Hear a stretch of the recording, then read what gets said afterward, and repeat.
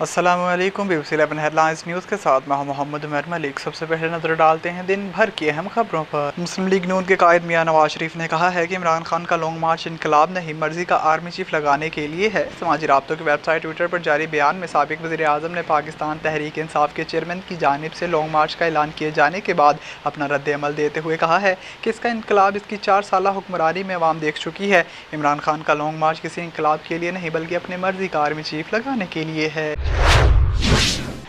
वज़ीर आज़म शहबाज शरीफ ने chairman PTI पर तनकीद करते हुए कहा है कि इमरान न्याज़ी ख़तरनाक खेल खेल रहा है। समाजी राब्ते की वेबसाइट ट्विटर पर जारी बयान में वज़ीर आज़म का कहना था कि इमरान न्याज़ी अरशद शरीफ के अलमनाक कत्ल को मामूली सियासत के लिए इस्तेमाल कर रहा है। इमरान न्याज़ी ख़तरनाक खेल खेल रहा है, रियासती इदारों पर इल्ज़ाम लगाने की हद तक जा रहा है।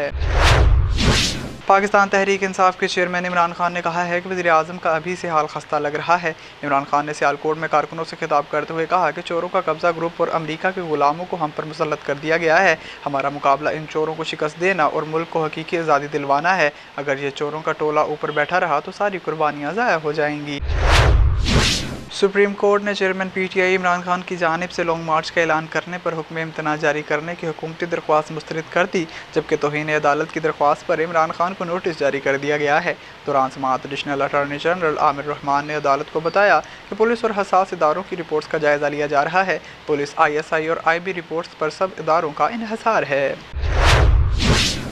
वफाकी वज़ीर दाखिला का सीनियर सहाफ़ी अरशद शरीफ की कीनिया में हलाकत की तहकीकात से मुतल्लिक़ अहम बयान सामने आ गया है। राना सनाउल्लाह ने बयान में कहा कि सीनियर सहाफ़ी अरशद शरीफ की कीनिया में कत्ल से मुतल्लिक़ हक़ाइक़ जानने के लिए आला सतही 3 रुकनी तहकीकाती टीम तश्कील दे दी गई है, जो FIA और इंटेलिजेंस एजेंसीज़ के आला अफसरान पर मुश्तमिल है।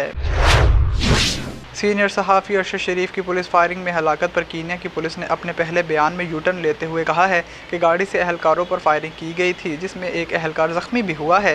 कीनिया पुलिस की फायरिंग में मरूफ सहाफ़ी अरशद शरीफ की हलाकत पर न सिर्फ मुकामी मीडिया बल्कि आलमी मीडिया ने भी शदीद तनकीद का निशाना बनाया था और कई अहम सवालात उठाए थे, जिनका जवाब देने के बजाय कीनिया पुलिस ने अपने पहले बयान पर यूटर्न ले लिया है।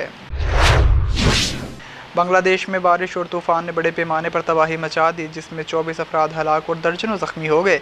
आलमी खबरसां अदारे के मुताबिक बांग्लादेश में बारिश और तूफ़ान से दारुल हुकूमत समेत कई बड़े शहरों में मालूमाती ज़िंदगी मुअत्तल होकर रह गई। तूफ़ान से मसरूफ़ सड़कों पर बिल बोर्ड्स और दरख्त गिर गए, जिससे ट्रैफिक मुअत्तल हो गई, जबकि इलाकों में लैंड स्लाइडिंग के वाक़यात भी पेश आए हैं। T20 वर्ल्ड कप में पाकिस्तान की शिकस्त में भारत के लिए अहम किरदार अदा करने वाले विराट कोहली ICC रैंकिंग में बड़ी छलांग लगाने में कामयाब हो गए। ICC की नई मेंस T20 रैंकिंग में कौमी टीम के wicket keeper batter Mohammad Rizwan की नंबर 1 की पोजीशन खतरे में पड़ गई है। सूर्य कुमार यादव के बाद अब डेवॉन कॉनवे ने भी रिजवान को आंखें दिखाना शुरू कर दी हैं।